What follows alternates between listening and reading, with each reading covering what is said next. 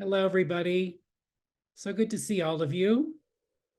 My name is Andy Engel, and I lead virtual public programs at Reimagine. And I'm stepping in tonight at this vigil for Executive Director Brad Wolf, who usually hosts these events. I am a white cisgender male with glasses, salt and pepper short hair. I'm wearing a warm, cozy brown hooded sweater, and I've got an orange background behind me. As you are entering the Zoom room, you are listening to an instrumental version of Lachi's song, You Lift Me Up, which is a tribute to the late, great disability rights activist Judy Heumann, and we'll be sharing more of Lachi's music later in the program, and we'll be learning more about Judy. So you may be here because of Judy, or you may be here because of Lachi, you may be here because of Jim LeBrecht or Annie Lanzillotto, and we are all standing on the shoulders of Judy. It's her yahrzeit. It's her 1-year anniversary of her death. And you also may be here because this vigil is a regular gathering for folks who want to acknowledge loss in our community. So you are all welcome here. I am in New York City, also known as Lenapehoking, the land of the Lenape peoples, past, present, and future. During the colonial era and the early federal period in the United States, many of the Lenni Lenape peoples were removed west and north, but some also remained among the continuing historical tribal communities in this region. So I acknowledge this indigenous territory where I am to remind myself that more steps are needed to undo generations of damage caused by colonialism and white supremacy. Let us know where you are zooming in from. Please use the chat, and we'll share a link in the chat, which contains a map to understand better the indigenous territories, treaties, and languages. I also want to note that that beautiful altar that some of you saw at the beginning of the program, that was created by our colleague at Reimagine, Zubin Desai. Zubin, can I ask you to describe it for us? Sure. Aloha, everybody. My name's Zubin Desai. I'm a South Asian, Indian, American male with mahogany colored skin, wearing a purple and blue aloha shirt with tea leaf and hibiscus flower on it, calling in from the lands of the Hawaiian Kingdom, the island of Oahu. And the altar is a collection of my favorite flowers from here on the islands. There's red ginger, heliconia, plumeria flowers, beautifully scented plumeria flowers, a couple small wooden elephants that my mom has brought me from India, and a little bird's nest with some shells in there from a bird's nest I found on our farm on the North Shore here, on the ground, and a piece of coral that I found for my beautiful Kailua beach walks. Well, it's absolutely stunning, Zubin. Thank you. I also want to welcome our ASL interpreters tonight, Cindy Pringle and Lex Lopez. Thank you for being here. I also want to thank Pro Bono ASL for providing this service tonight. Note that you have the option of pinning speakers or interpreters during this vigil. Okay, I am now going to share my deck. Okay, I'll start by telling you a bit about Reimagine. So Reimagine is a non-for-profit organization catalyzing a uniquely powerful community. People of different backgrounds, people of different ages, different races and faiths, people of no faith, all coming together to heal ourselves, our communities, and the world. We support each other in facing adversity, loss, and mortality to transform life's biggest challenges into meaningful action and growth. And I want to give you a little bit of housekeeping now. Next slide, please, Zubin. Just a little bit about Zoom. We've got captions for you, live transcription. You can click on the CC button at the bottom of your screen to get those. And for those of you who want to save what is shared in the chat, there are 3 dots in the Zoom box, which you can click on, and you can download that. So next slide, please. I want to tell you what kind of space this is. This is a collective space to grieve. This is a space that cultivates compassion for others and for ourselves. Most of us have arrived here tonight with some kind of pain in our hearts, and our hope is to help people of all backgrounds and all abilities to face loss, adversity, and mortality, and to create a more compassionate world. This is a space for bravery. It takes courage to show up for others, especially people who you don't know. And it takes courage to lament and grieve in public. There are few spaces to acknowledge and share personal and collective grief. With all that's going on in this world, now more than ever, people need access to gatherings where they can talk openly and freely about living and dying, about illness, but also share joy as well. So thank you for co-creating this space with us. And finally, this space is not perfect. We might fumble, we might fall, we might offend, but we ask for your grace. And now, next slide, what this space is not. It's not about blaming. It's not about imposing religious beliefs on others. It's not about providing solutions or fixing things. Another thing I want to emphasize is that although this may not be a political space, it is a space to cultivate social justice, particularly on a night when we're honoring an activist like Judy Heumann. Our colleague Mazen Jamal has offered this definition of justice. It's, quote, an environment of integrity and wholeness achieved through healing and transformation. When justice is present, we can trust that our safety and well-being are valued in a community or society, end of quote. And this is our aspiration tonight. Next, I want to tell you what we've got in store for you tonight with the next slide. We've got a candle lighting ceremony after that. So if you don't have your candles or your matches, this is a good time to grab it. We'll have our conversation with Lachi and Jim LeBrecht, who I'll talk about in a bit. They'll be chatting for about 45 minutes. We have a music video to share with you as a tribute to Judy. We'll have reflections from Annie Lanzillotto, who will lead our honor ceremony, in which you will have the opportunity to enter names of loved ones in the chat. And all of this will close out with a candle extinguishing ceremony and then some announcements at the end. So if you're all ready, let's begin with the candle lighting ceremony. Dara and Zubin will join me for this. So let's get my matches.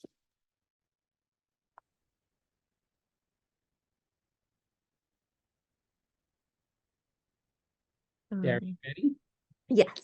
I'm Dara. I am a white cisgender woman with long brown hair, and I'm wearing a cozy black and white sweater, and I have a white background. By lighting our candles, we mourn division, terrorism, murder, war, trauma, hatred, and all that is disconnected from love. We honor our personal dead, the dead across the world, and all of us still here together. By lighting our candles, we mourn division, terrorism, murder, war, trauma, hatred, and all that is disconnected from love. We honor our personal dead, the dead across the world, and all of us still here together. Zubin, if you could end the slide share, that would be great so we can see everybody. And please go into gallery view if you can. And hold your candles up. And catch someone's eyes in the gallery.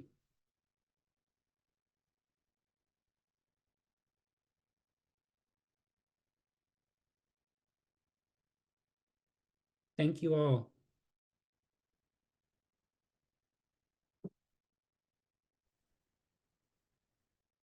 And now it's my great honor to invite our guest speakers tonight, Lachi and Jim LeBrecht.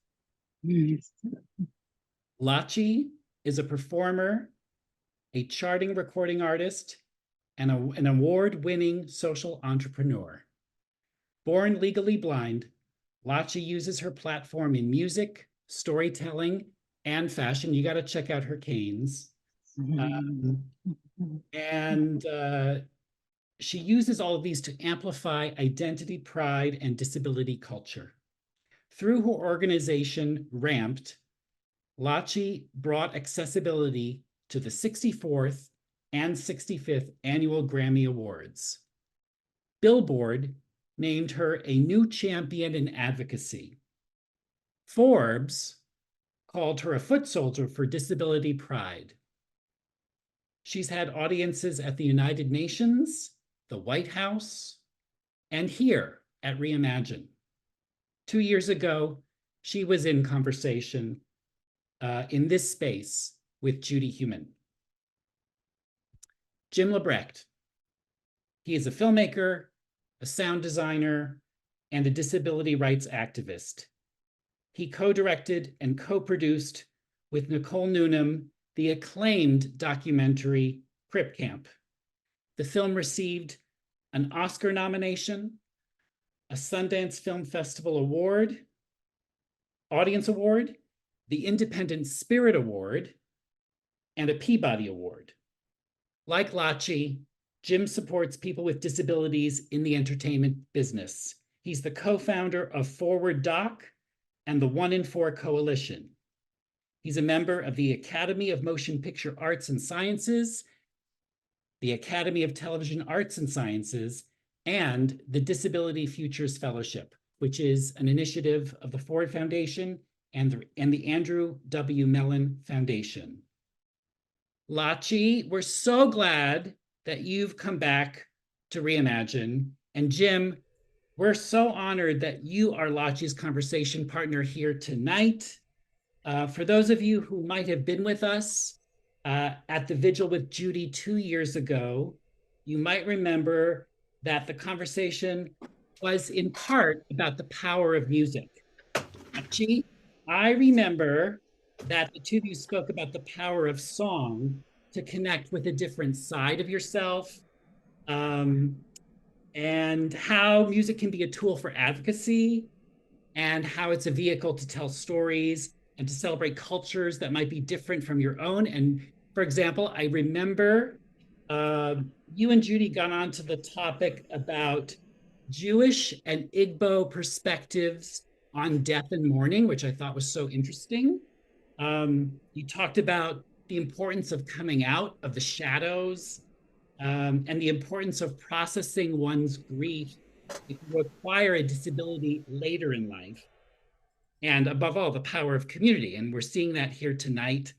And when I invited you and Jim to be our guests tonight, my hope was that those folks who are gathered here who may not know Judy well, you might be able to paint a picture for all of us. And so I've asked you to share some stories tonight. She was a mentor to so many. But before you get into that, and I'm going to leave and come back, I want the two of you to share with me and all of us how the two of you met. How we met? How you and Jim met. Awesome. Well, I guess I'll step in because ladies first, if that's good with you, Jim. Please. But I'm going to start by saying a huge thank you to all of you for having me. I'm really honored to be here and be back here and talking about one of my favorite humans in the entire world. And I can't have done this with a better partner to be speaking with by my side. I have the hugest respect for Jim. I want to thank you for the introduction you've given both of us, and for the space that you've created for folks to mourn and also celebrate such a wonderful person who has led the charge on a lot of things globally, but also in so many personal lives. Really super quickly, my name is Lachi, like Versace. I, I am she, her.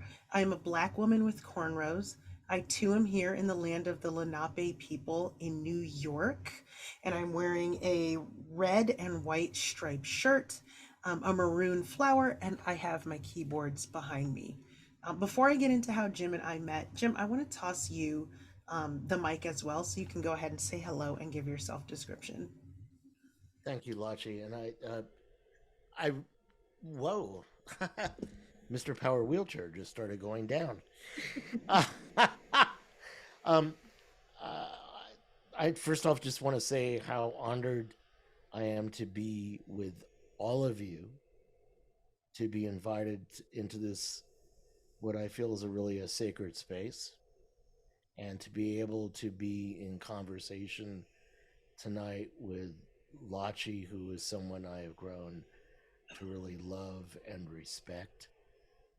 So I am an older white guy with glasses on. I've got longish, curly, grayish kind of hair and a blue kind of sweater on. There is a red wall behind me with some posters, including one for the documentary Crip Camp. I live in Oakland, California, and this is part of the unceded land of the Ohlone people. And my pronouns are he, him. So that kind of covers that one, my introduction. Jim, you get a passing grade for that introduction. Well, I'm hoping I'm going to pass the audition. Maybe I get asked next year. All right. So how did Jim and I meet? You know, it's really interesting. So right now I am about to go on tour to record a PBS special called American Masters. I don't actually know how much of this I'm allowed to say, but anyway, I'm touring to do the American Masters special where we're highlighting, I guess, heroes with disabilities who've helped shape America. And the beauty of this series that we're doing is that every episode is going to feature a different producer and writer and director with a disability. And the point of that is to make almost like an incubator or an accelerator so that a ton of folks with disabilities can have PBS on their resume, which is amazing, right?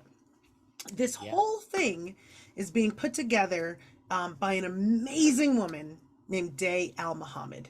Day Al-Muhammad has done some directing. I think Jim, correct me if I'm wrong, she's also a founder of Forward Doc as well, right? She's one of the co-founders of Forward Doc. One of the co-founders of Forward For Doc. folks that don't know, is an organization that supports documentary filmmakers, and it's made up of creatives with disabilities and allies also. And I think the series is called Renegades. The series is called Renegades. And the reason I'm even speaking about the series is because the reason that we're doing this amazing series, which I am the host of, so I would be the host for every episode, is because Day came across my work as an artist and sort of a creator and said, I love what you do. Will you be a part of my series? And that was a year and a half ago. And now we're doing the series. How did I meet Day? Day was introduced to me by a young man who is wearing a blue shirt in a red room with curly grayish hair named Jim LeBrecht, who, and I don't know how, I went back and I read the email. Jim wrote to me, this was 2 years ago. Jim wrote something along the lines of, look, I'm busy, so meet my friend.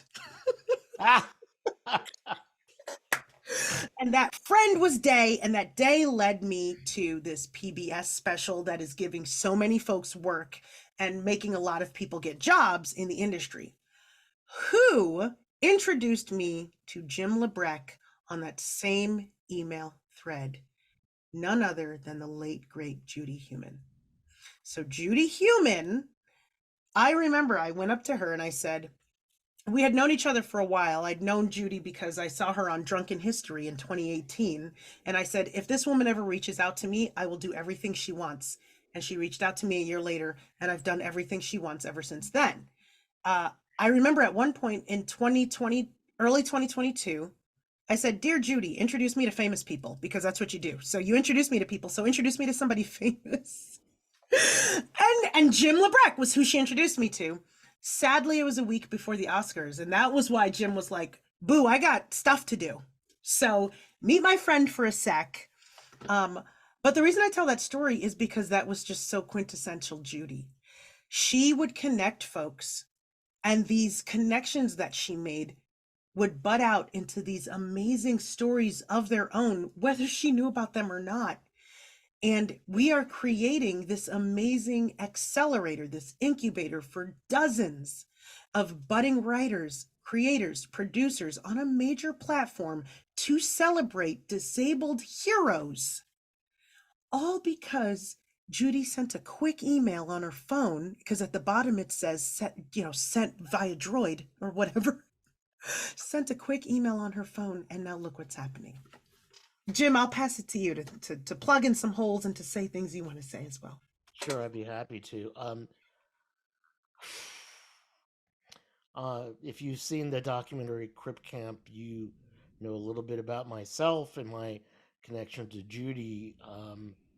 But I met her in the summer of 1971.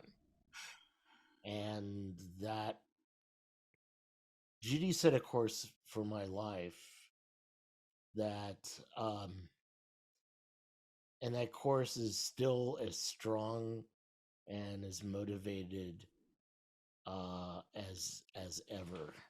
I really knew Judy as somebody who was very politically active, and CIL in Berkeley, and so many other World Institute on Disability. But we really reconnected vividly when Crip Camp was under development, and Nicole and I were starting to kind of plot out what the story was. And literally it was like, we need to call Judy because all paths lead out there. And simply it was my statement to Nicole saying, look, there is a story here of all these people, disabled folks from New York, heading out to Berkeley. And that, and I believe there's a real connection to the disability rights movement. And Nicole says, great, okay. And I said, let's ask Judy to confirm that. And indeed, she said, oh, absolutely.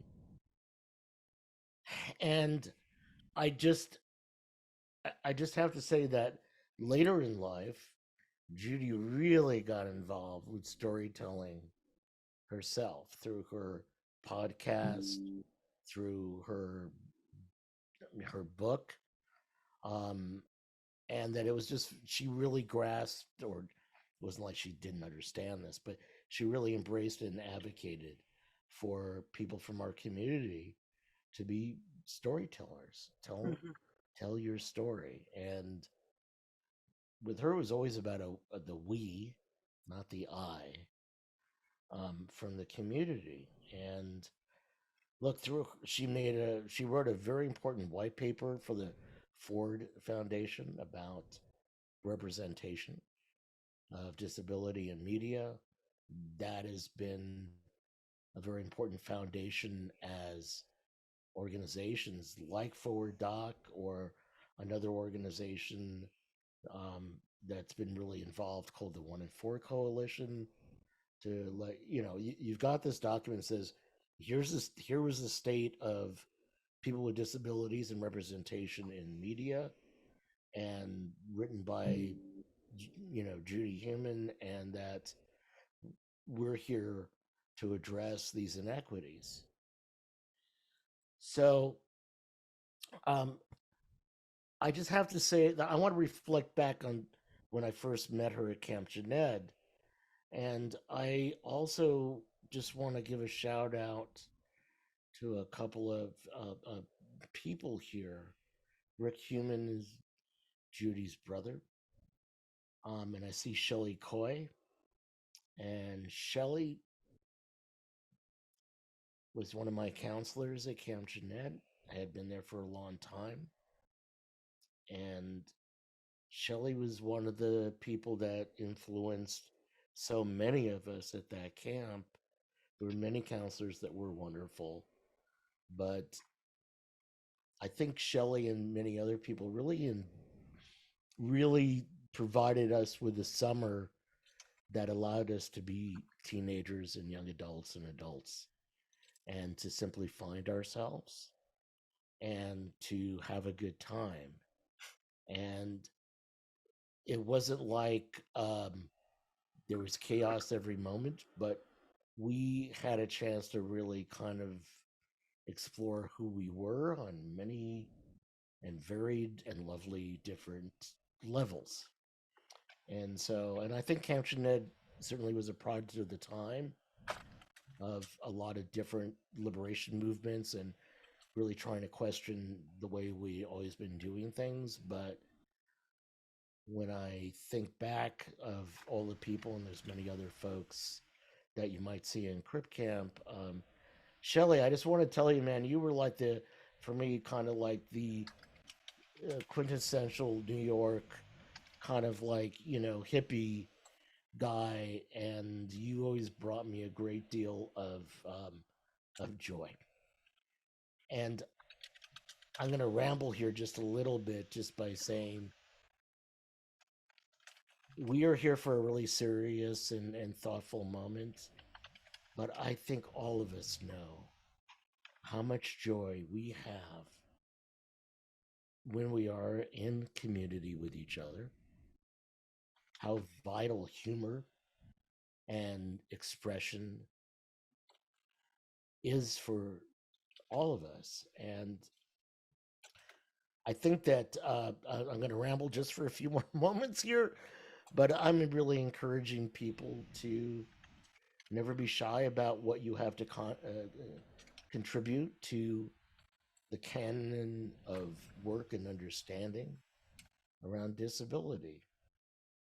And if I may go on a tangent also, one of my really wonderful filmmaking friends here is Reed Davenport.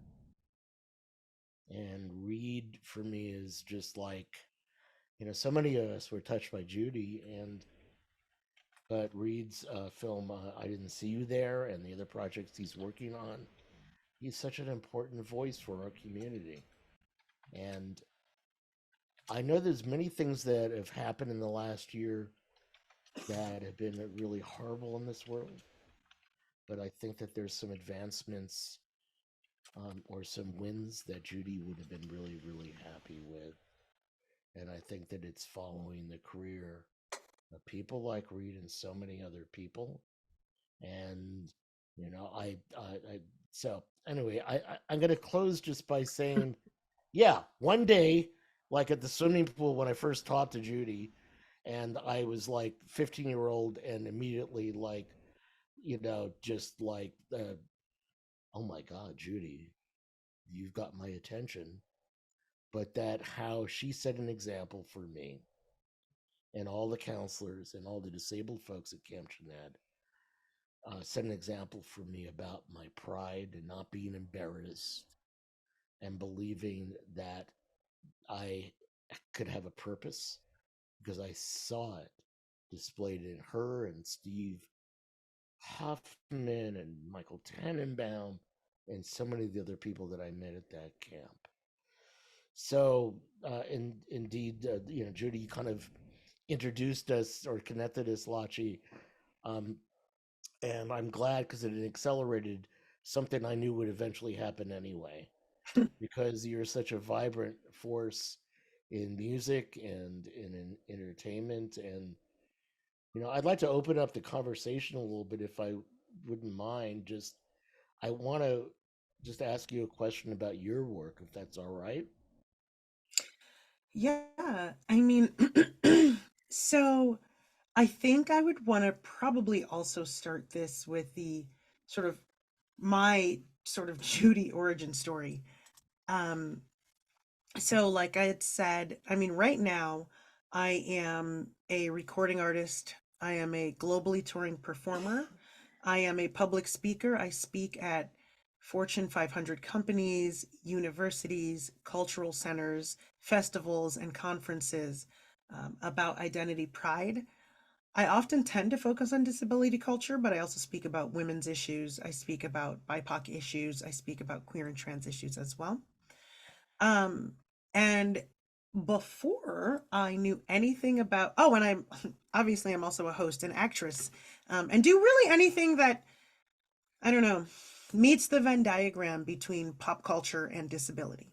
So right now I'm even writing a book that discusses pop culture and disability. I'm putting together an album that discusses pop culture and disability. And then, of course, I'm putting together the show with PBS that talks about heroes who've helped shape disability. And I have to say that all of these projects are very important, very meaningful, and very forward-facing. And they all happened because of my start, which started with Judy.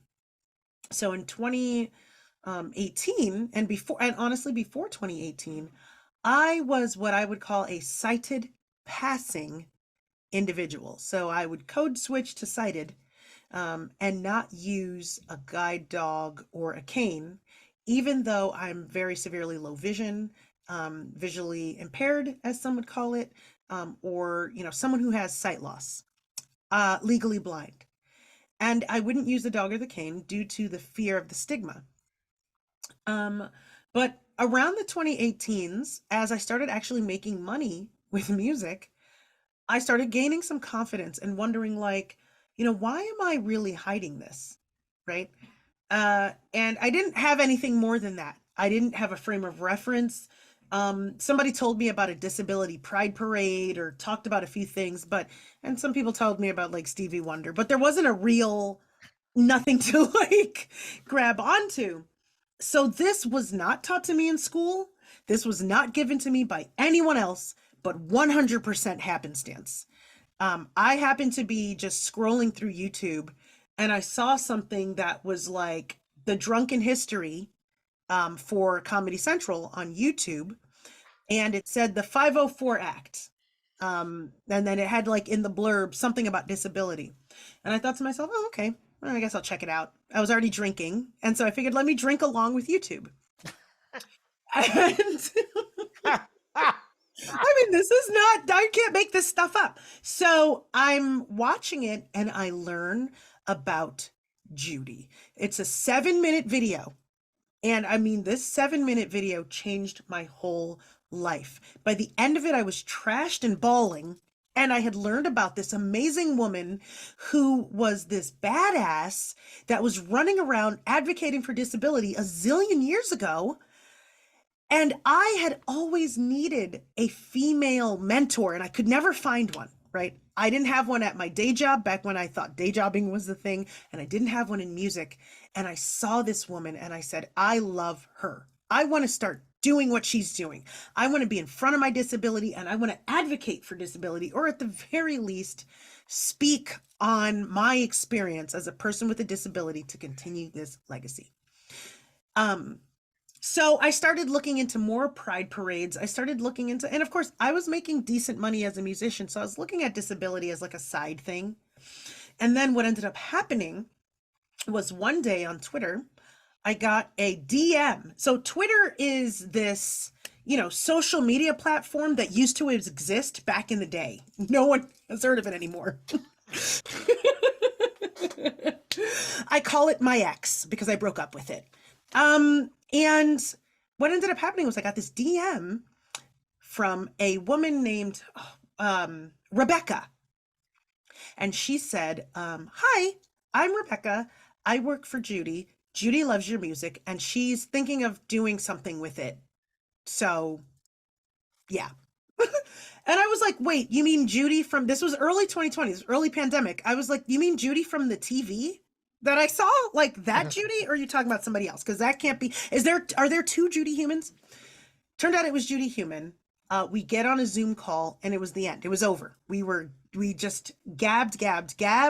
She wouldn't let me leave. I kept telling her I had another meeting. I had to cancel the other meeting via text while I was still talking to her. And it was over. I mean, we just went in and from that point forward, Judy was calling me all the time. Judy was really excited about the work I was doing, namely because she was vicariously doing music through me, I think, because she did a lot of music when she was younger. And so she was vicariously doing music through me. She would call me up at, let's say, for instance, midnight and tell me to sing happy birthday or something to a friend of hers over speakerphone. And I would be like, Judy, it's, late. It would be like, let's say, for instance, it's 2 a.m. She's making me sing happy birthday. I had to wake up to sing at 2 a.m. And I would be like, Judy, it's really, really late. And she would go, but I'm on the West Coast. And I would go, it's still very late. Like, I don't, but it was just the best relationship. I finally had my female woman mentor that I had always needed. And I didn't realize that she was the specific one I needed, because honestly, what I really needed was the ability to step out of my disability or step out of the shame mindset of disability, the hiding it mindset of disability, and recognize the pride and joy. And the beauty of it is that when I was able to step out, I ran hard. Like I stepped all the way out. And I was like, I can't like it unless I'm all the way for it. So I was all the way for my disability. And the beauty of it is, Judy and I had a lot of conversations about disability pride, and about disability culture, and about, disability identity and being happy and feeling joy about your disability. And the wondrous thing about those conversations is that, that was still something as magnificent and beautiful as Judy's legacy. That was something she was still working on. And one of the things she said to me,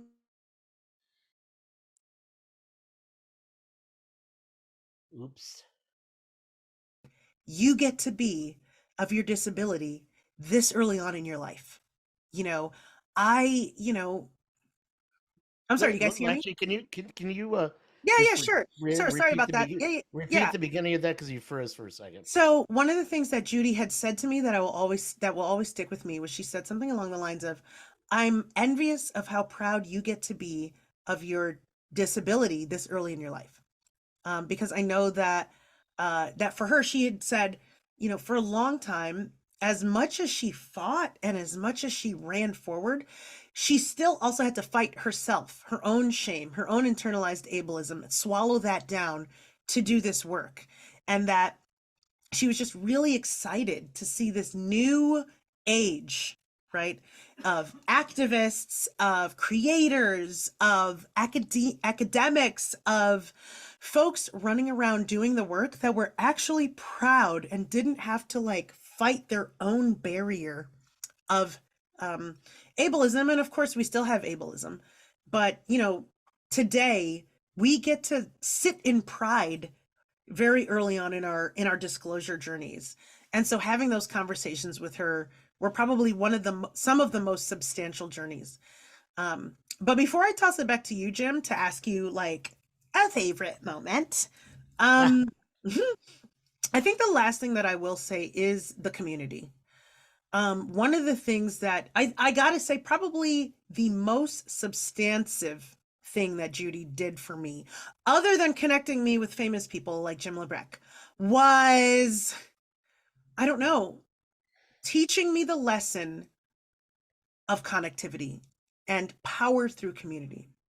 So a lot of times, and I know that all of you guys know this on this call, that there's a lot of crabs in a barrel mentality, or whatever you want to call it, crabs in a pot. I don't know, whatever the word is, where that's everyone is struggling to try to do the same thing, and once somebody gets a little ahead, it's about trying to pull them back. Well, Judy was the opposite of that. Judy was outside the barrel and trying to pick as many people up and toss them out as possible. And, you know, I remember her friends would call her an extrovert. Well, I was calling her a connectrovert because she had no qualms or quandaries connecting folks to people, even to a fault where I was like, Judy, quit giving my name out to everybody in New York City. Like at some point, a girl needed to be able to have some privacy. But she had no problem connecting folks and making sure that the work was getting done. That all she cared about was this movement forward and making sure she lifted people up in the process. And that was one of the biggest things she taught me. So Jim, you asked me about the work I'm doing. That's the work I'm doing. Even though it is very specific to the music industry. So I run an organization apart from, you know, sort of the other things I do performing. I sit on a ton of music industry boards in order to highlight disability inclusion in the music industry. But the thing that I'm very proud of is that I run an organization called Recording Artists and Music Professionals with Disabilities. And we're a platform that equips the music industry with disability inclusive tools and programming.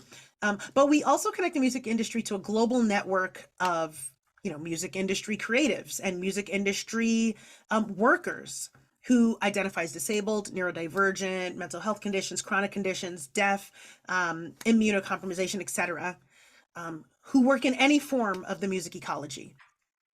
And the one thing we're really breaking down, apart from getting paid opportunities, which is great, apart from getting folks visibility, which is great, is connecting folks, breaking down that isolation.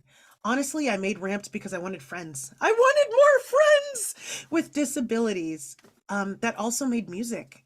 That was the beginning of it. And now we have this global network of folks who are no longer isolated in the music industry, free to come out and divulge and disclose as they please and create work, not from a place of a half self, but a whole self. And I do have Judy to thank for that stepping stone to be that connectrovert. Jiminy, why don't you tell us about a fun story regarding you and Madam Heumann? Sure, I'd love to. Well, I mean, first off, I'm sure that there are at least 2,000 to 5,000 people on this planet that felt like that they were the best of friends. And she tend to, you know, I don't know, call everybody about every 2 weeks. Which, how, I gotta see her phone call bill. I want to see this phone bill. Well, you know, the first place that Nicole and I went to film Crip Camp, we went to the State Department while Judy was still working there, and literally she had 3 phones. She had 3 phones. And, she should have been, you know, anyway, had more than two arms.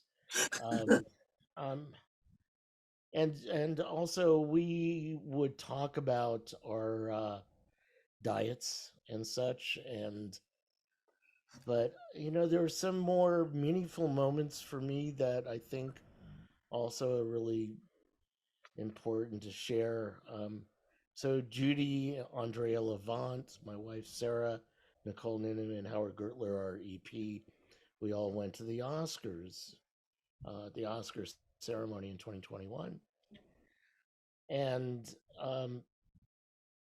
we other awards had already been given out that kind of showed that in the documentary space that more than likely the octopus teacher would wind up winning the Oscar that year.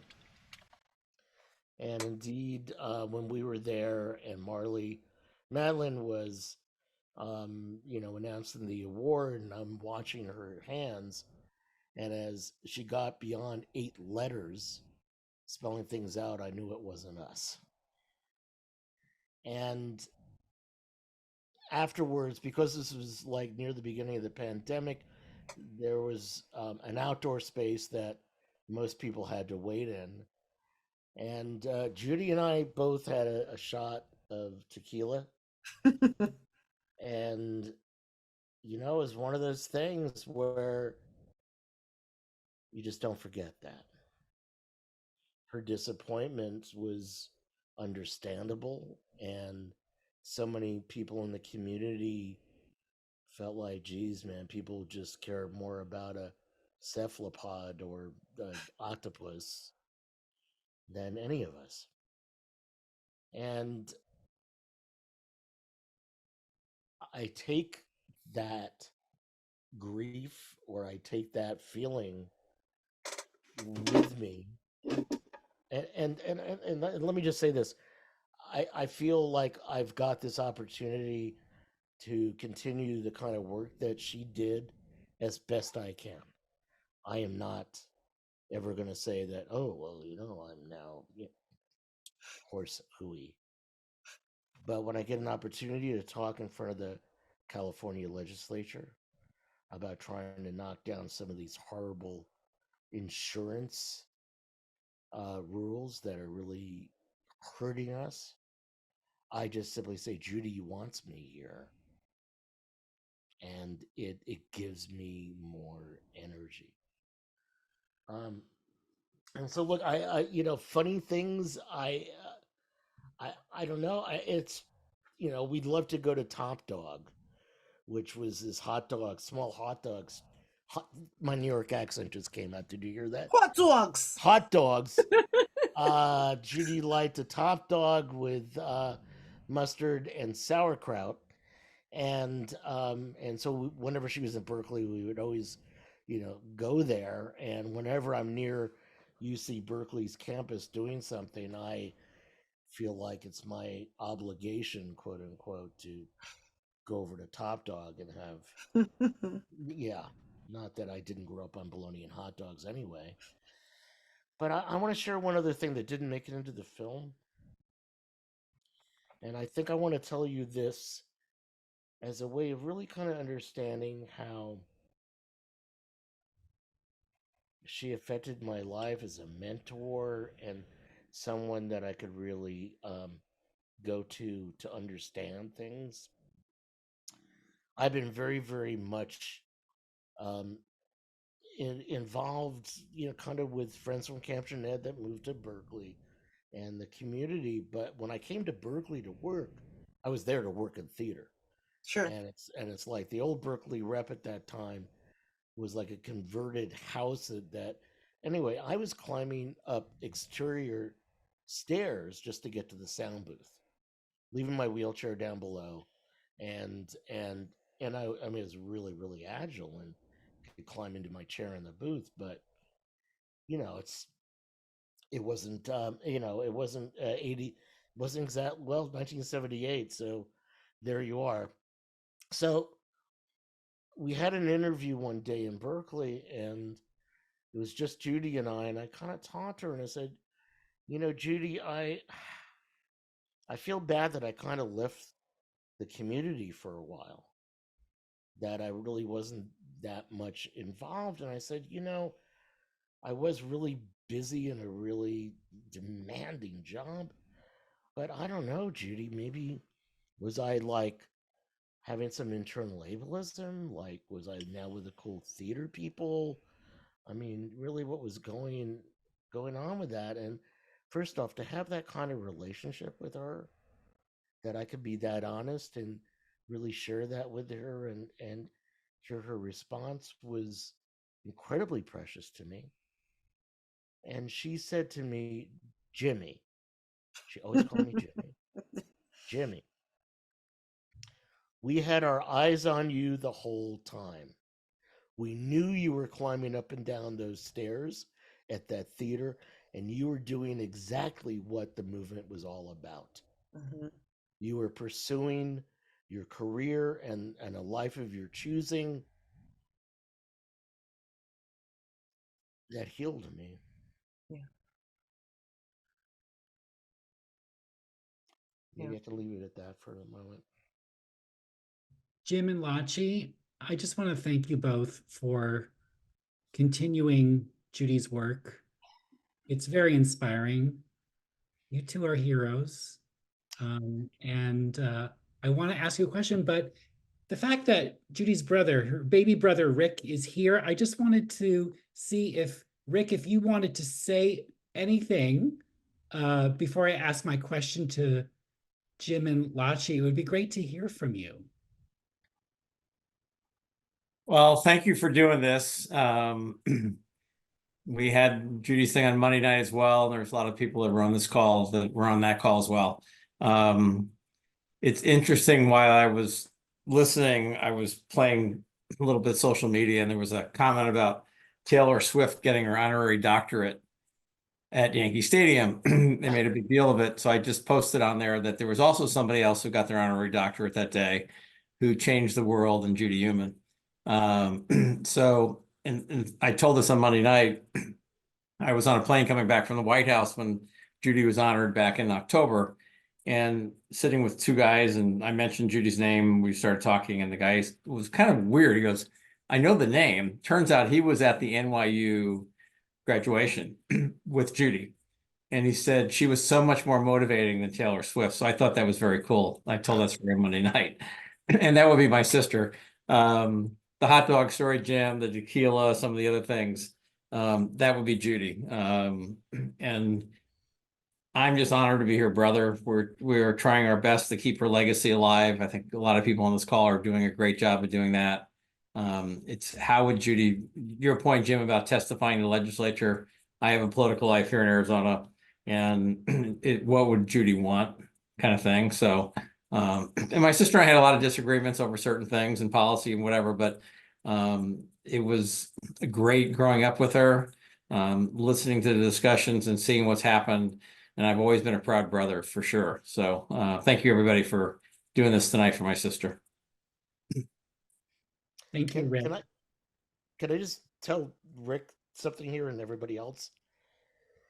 The husband of a friend of mine was working at a school in Burundi, in Africa, very rather remote and poor country, and he noticed that at this high school, small high school, there was a curriculum around disability rights, and he said, what is this all about? And they said, oh, we watched Crip Camp. And then I got a chance about 2 weeks ago to talk to a classroom of those students. And I have to say that their questions were so tempered in respect and caring, not a bit of pity, but what can we do because things here are not right? People with disabilities aren't getting the proper education or support. How might we do this? And it was one of those moments where, knowing Judy's extensive work internationally, and my friends, there was not a child that she wouldn't stop on the street to say hello to. And she had a special relationship with this one little kid that lived on the same floor in her apartment in DC. And I just hoped that somehow she was able to witness what I witnessed that day.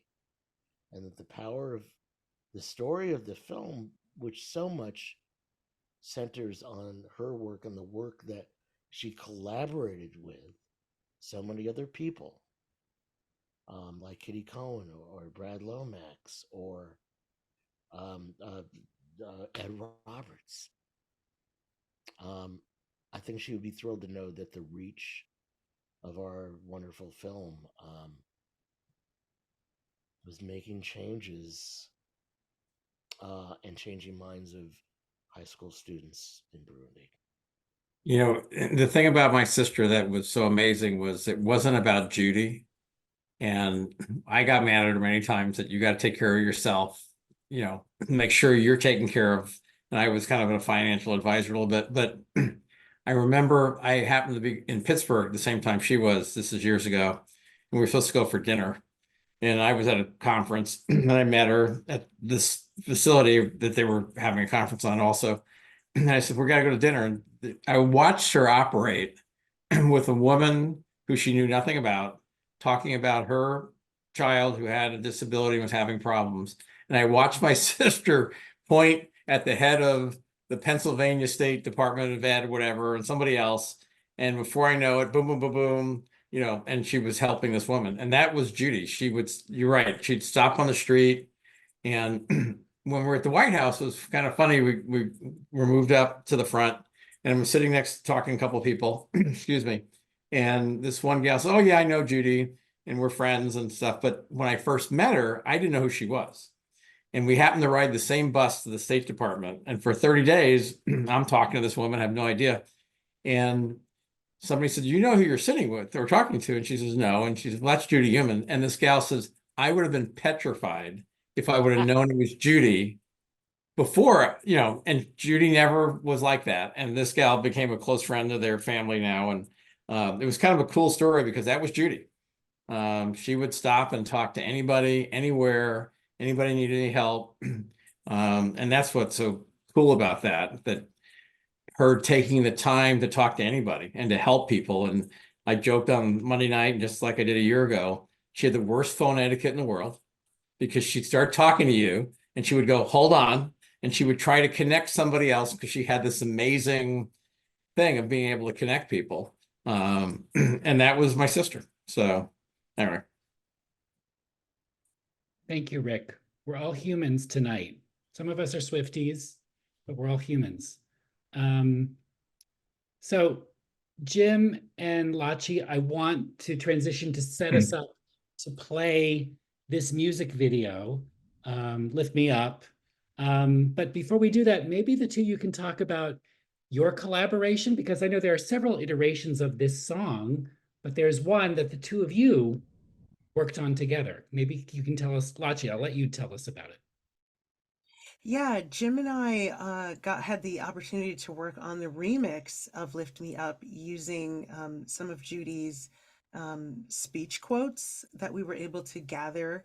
And I was able to put together a remix of the song Lift Me Up. I'm assuming you're playing the original version of the music video of Lift Me Up. So it's interesting because in the original version, Judy had passed away, and it was so really quickly, 2 years ago in 2022, I worked with the Grammys as part of the Grammys board to make it more accessible. And I tried to ask them to do a bunch of stuff. They said they would, and they didn't. And I remember calling Judy and just crying. Like, I don't cry, I'm Lachi, right? And I cried to Judy, and I want to echo Jim's discussion of how, it's a sacred thing to be able to call somebody to cry with. And then in 2023, after hard work and after a lot of counsel from Judy, we did the same thing with the Grammys again, and we got a lot of the things we asked for. And I remember calling Judy, and this, the Grammys happens in February. I called Judy, and she was so excited.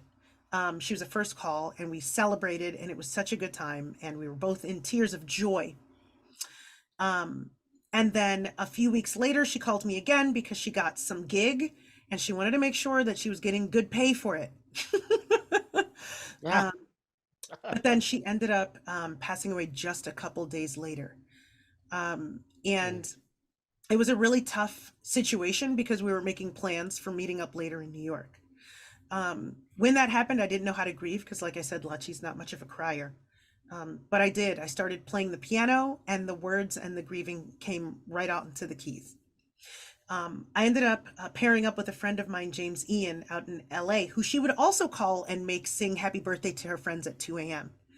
And sing to each other randomly on speaker. And we decided we wanted to write this song together, just a song of celebrating our friend. We brought in Galen Lee, who's also another recording artist, touring artist, who was a good friend of Judy's. And the three of us kept going. And then all of a sudden we brought in another woman who everyone's ramped members, by the way. April Gabrielli, who has epilepsy. She joins because she's a pop writer who's signed to some big pop, agency. And she was like, you guys are just putting your feelings on a page. Let me help you turn this into a song. We end up getting this deaf mix engineer who says he wants to mix and master it. We start realizing that this is bigger than us, that this is a community effort. And somebody says, you guys need to make a music video. Day Al Muhammad, who was working at the White House, she ends up leaving the White House because she's like, I'm done. Who talked me into this White House thing? Yeah.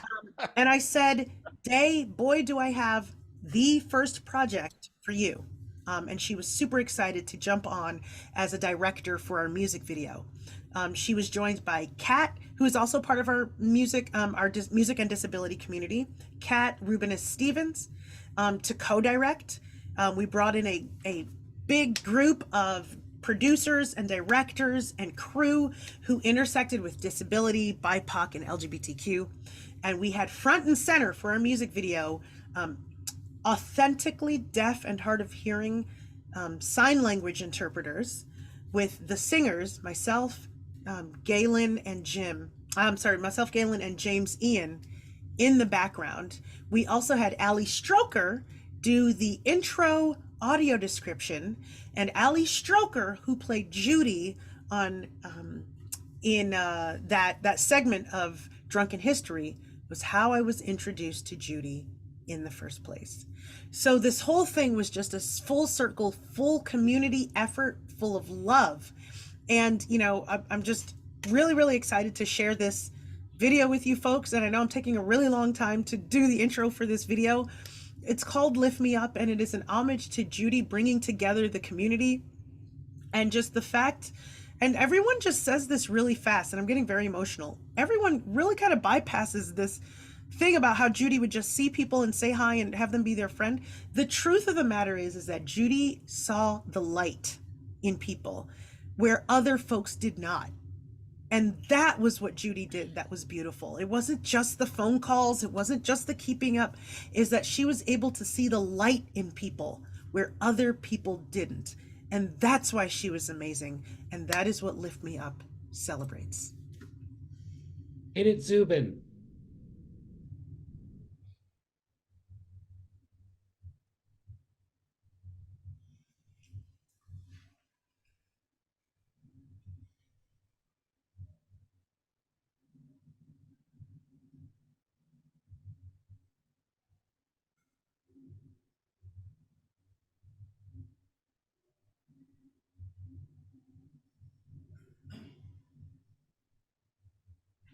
Lift Me Up by Lachi, featuring James Ian and Galen Lee, a music video. Lachi, James, and Galen are projected onto a back wall as passionate sign language performers are featured front and center.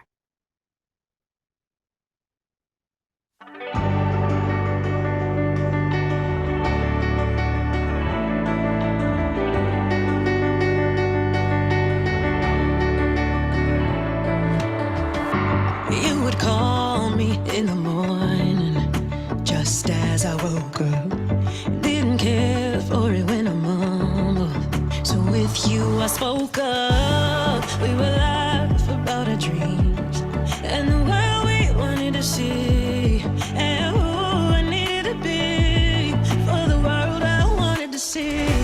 Rain could beat against my window, but you drowned it out. Be the darkest depths of winter, but your light shines down. When the world got my head spinning, feeling stuck here on the ground, you lift me up, you lift me up. When the days get way too rough and the stars don't shine enough, it's you who lifts me up, it's you who lifts me up.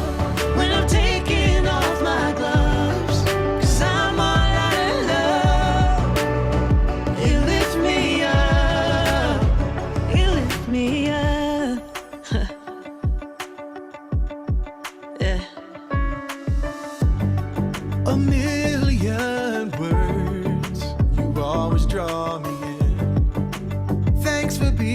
voice.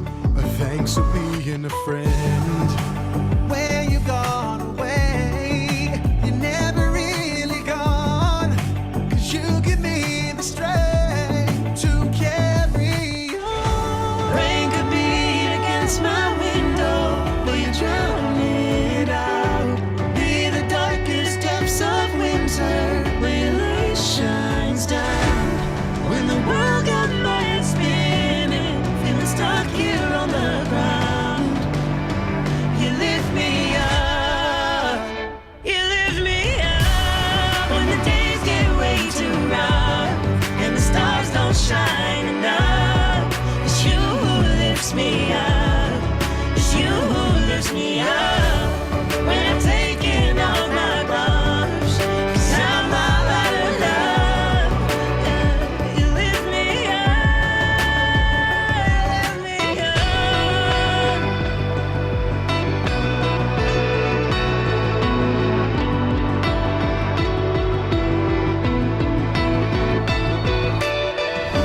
But when the days get way too rough and the stars don't shine enough, you lift me up. When I'm taking off my gloves, 'cause I'm all out of love, yeah, you lift me up, you lift me up, you lift me up, you lift me up, you lift me up, you lift me up, you lift me up, you lift me up, you lift me up.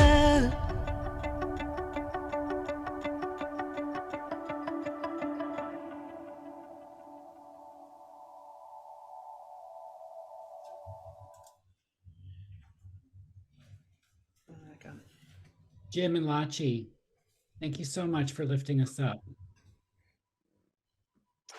I want you, the two of you, to come back a little bit. We're going to switch now to the next portion of our program, the honor ceremony. So we'll see you guys in a little bit. I am now going to introduce Annie Lanzillotto. She's an author, poet, songwriter, performance artist, podcaster, and Reimagine collaborator.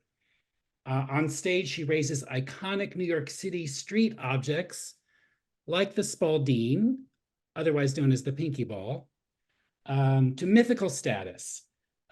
She just returned from Dublin, where she performed the world premiere of her solo show, Spalding Ascensions, a Bronx aria, at the Sean O'Casey Theater Festival. Along with several Reimagine collaborators, she is featured in the e-learning course, Harnessing the Power of the Arts for End-of-Life Care. This curriculum and toolkit is produced by our colleagues at City Lore and the Nurse Practitioner Healthcare Foundation. It's a showcase for using the arts as a clinical tool and as a means to recognize the diversity of beliefs, traditions, and customs of care recipients. Annie, thank you so much for being here. There you are. Okay, Annie, I've got the Spalding. All right. Okay, here we Okay, go. give me a good throw. Oh, wow, that's a good throw, Andy. You did a great throw. I got it. Hi, everybody. It's a blessing to be in this space around, I want to say, this circle around Judy Heumann. I'm Annie Lanzillotto. I'm on Algonquin and Mohican territory, just north of the Bronx in Yonkers, New York. I have a thick Bronx accent, a blue, light blue, baby blue hat, blue eyes, pale skin, brown hair, and the color of grief. I don't know if this is American or universal or New York, but it's deep purple, and I have a deep purple scarf. You see it in bunting when we honor someone's life in New York, like on a firehouse. You might see purple and black and white bunting on the outside of the building. I also have a piece of licorice because one of my disabilities are invisible. I look healthy. I have pink cheeks like the pink Spalding ball. And I'm immunocompromised from the treatments of cancer as a teenager, the second cancer caused by those treatments, and the third cancer, which now is throughout my body, slow growing. And the goal right now is to live with it until the tumor burden becomes too high for my organ systems, and then to intervene with new treatments, chemo, radiation, maybe immunotherapy, surgery. For now, they call it watch and wait. Otherwise, watch and worry, some call it. I bring into this circle tonight all my friends over the 42 years I've been dealing with cancer who have died, who were survivors for many years. And they are with me every day, urging me to do more than I'm physically able. While I can breathe off of oxygen, their voices are in my head saying, travel while you're not on oxygen. Do your art, tell your stories, sing your songs. The Spalding is a baby boomer, defective tennis ball that was peeled of its green skin and shipped into the inner cities. Brooklyn, Bronx, where else? Manhattan. I don't know about Staten Island, probably. Queens, definitely. And out of this, what was called a defective ball that was sold to baby boomers like me, this ball has the best bounce of any ball in the world. And this is the ball we played: stick ball, stoop ball, box ball, all kinds of games against the wall. And these balls would go down the sewer when we hit them, and they ran the length of the curb. And 50 years later of being in the Atlantic Ocean, this is what it looks like. Looks like the moon. And it still has a bounce. So this ball has taught me all my spiritual lessons in life about bouncing back, about keeping your inner bounce no matter what, even if this is me. And I'm a little more like this at 60 years old than like this. But still, I have a bounce. I am alive. And I carry with me into this space many, many, many friends who died of AIDS and cancer from 1981 through the present moment. I'm going to read to you just a few lines of poetry. This is one of my books. This one's about grieving, and it's called Hard Candy. Here's the first stanza. And the reason I have hard candy is one of the effects of radiation is my throat can close at any minute and I could pass out. They call it laryngospasms. So I usually have a piece of hard candy in my mouth. And here's a paragraph about hard candy. For our hoarse voices, hard candy. For our silence, hard candy. For all hard things that will never be spoken. Hard candy to moisten our throats. Sore from all that gets stuck. Suck on this hard candy to keep truths sliding up and down. Hard candy to soothe the redness. Hard candy every old lady carries in her purse. Hard candy she's earned her spit. Hard candy the old lady offers in streets out of her open fist. At home in precious dishes. Hard lemon drops, hard butterscotch balls, hard espresso balls, hard orange, hard tangerine, hard raspberry, strawberry, hard black licorice, hard ginger, eucalyptus, open your passages, hard candy, hard on the outside, soft, sometimes cream inside, a reward for patience. Unwrap me, and I'll give you a mouthful of truth. I want to tell you a couple of quick stories. Oh, I think my 4 minutes is up, Andy. Andy, should I tell a story or not? I'll do a summary, Make it a quickie. what we call a headline. Here's the headline. I come from the Bronx, intergenerationally impoverished family, immigrant family, working class family, intergenerationally catastrophic illness and injury, and our survivor skills to keep medical insurance in America are to stay impoverished. At one point, Sloan Kettering called me, Sloan Kettering, and said, hey, you owe $80,000, come on in and talk to us. $80,000 is nothing. It could be a weekend of inpatient bills for me as a cancer patient with the third cancer. I got lucky at that point in my life. I was in debt because I was working part-time, so I would lose New York State Medicaid. And there were periods when I had no insurance or partial insurance.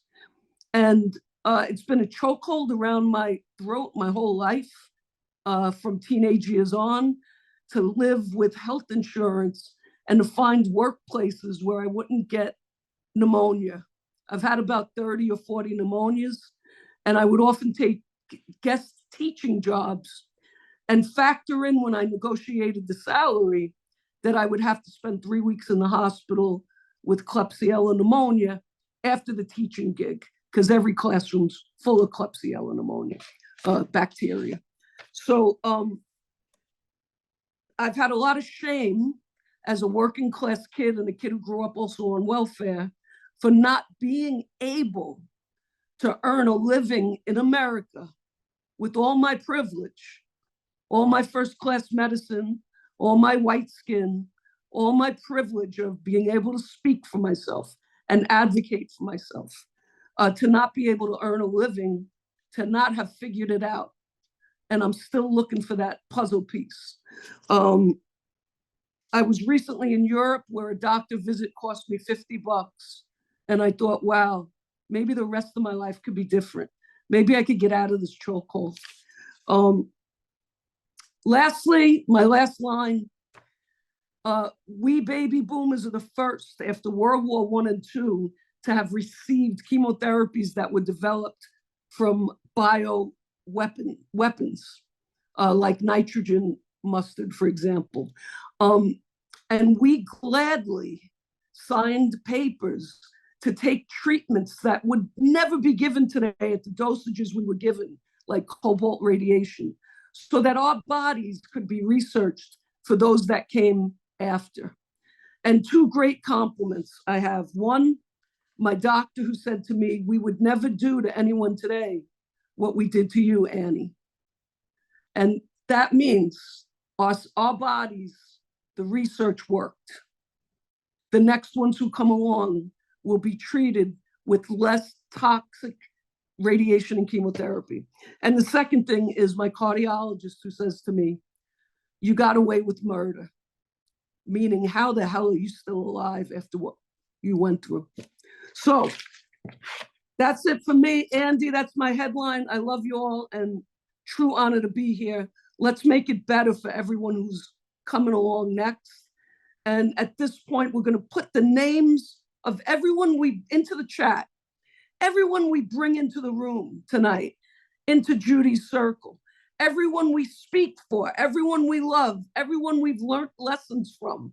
Drop their names in the chat. Who do you bring into this circle tonight? Thank you.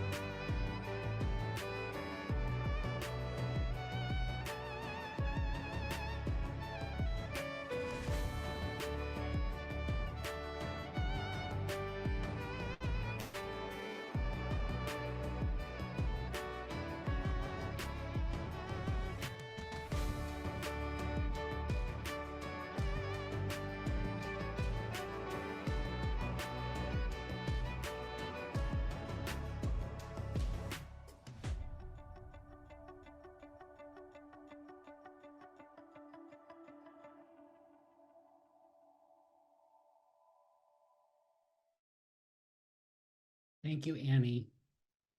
We're so glad you're here. I want to say, please continue putting names in the chat if you still need to do that. We're going to move into our candle extinguishing ceremony. I'm going to bring Annie back, Jim back, and Lachi back. I will be Lachi's proxy as we recite the candle extinguishing blessings. Zubin will put that on the screen for us to read. I want to note, we learned something from Judy at that vigil 2 years ago. We have the candle extinguishing ceremony, but Judy expressed that she was uncomfortable with the idea of blowing out a candle. According to Jewish tradition, when you light your Shabbat candles, you would never blow them out. You would let them burn down. And particularly if you have a yahrzeit candle for the anniversary of your loved one, you would never blow that out. It would burn down on its own. So feel free to blow out your candles. Feel free to refrain from blowing out your candles. So if you could all gather your candles so we can see them on screen. And if Zubin puts the slide up, that's great. We will begin with Annie. By extinguishing our candles, we release light into the world, our world, to keep alive hope and the memories of those we honor today and tomorrow and for the rest of our lives. Jim. By distinguishing our candles, we release light into our world to keep alive hope and the memories of those we honor today and tomorrow and for the rest of our lives. By extinguishing our candles, we release light into our world to keep alive hope and the memories of those we honor today and tomorrow and for the rest of our lives. On the count of 3, we'll blow out our candles, okay? 1, 2, 3. Or keep them lit.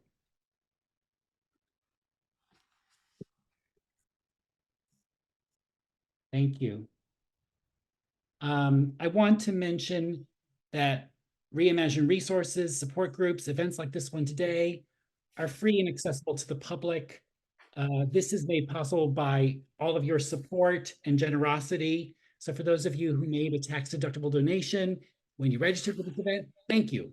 We're really grateful. I'm going to make a few program announcements. I want to talk briefly about Reimagine's growth journey platform.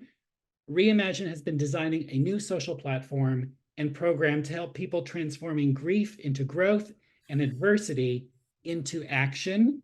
With the mounting crises of this world, in addition to what we already face as individuals, we believe this platform is needed now more than ever. Zubin has been shepherding this project to fruition. This is Zubin's last week at Reimagine. So Zubin, thank you so much for your service to Reimagine. Thank you for the beautiful altar that you co-created with your friend, Blanca Samantha Olea. I want to give another shout out to my colleague, Derek Cosberg, who has been leading groups and developing curricula for this new platform. Cohorts have been using and testing this platform to journal, share, and ultimately take steps towards growth and change. And if you want to learn more about this platform, which has not yet been released publicly, please write to hello@letsreimagine.org. Mention Growth Journey Platform in the subject, and we'd love to hear from you. So I also want to mention in the next slide, we've got a Vigil toolkit. We've learned a lot over the past 4 years now of hosting these vigils. It's unbelievable. They began in March 2020. And we've compiled everything we've learned and put it into this toolkit. It's free. It's available for all of you to take and share with your communities. Do that. I want to mention our next thematic series. It's called The Pursuit of Justice, from Inequity to Integrity. We'll kick off this series next Wednesday, so please join us and learn more about it with the link. Next slide. We also have our COVID grief gathering and room for grief. These are monthly gatherings for folks. One is more for general grief, one is specific to COVID loss. Please register for those. And we have a new series that kicks off this month, Making Connections. We talked a lot about that tonight and how Judy made those connections for all of us.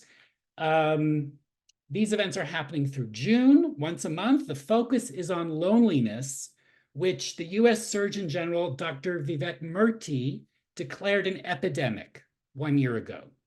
Author and journalist Allison Gilbert will interview a diverse group of guests, including your favorite sex therapist and mine, Dr. Ruth, who was recently appointed as New York State's ambassador to loneliness, and Dr. Murthy himself, we just found out, is going to be joining the first session. So please register for that. And finally, our monthly vigil in April is going to feature author Susan Liu. You may know her as Eve Ensler of the Vagina Monologues, and a fantastic musician, Treya Lamb. So I want to thank you all for coming tonight. I, in particular, want to thank Annie, Jim, and Lachi. I hope to see all of you soon at Reimagine events. So good night, everyone. Thank you.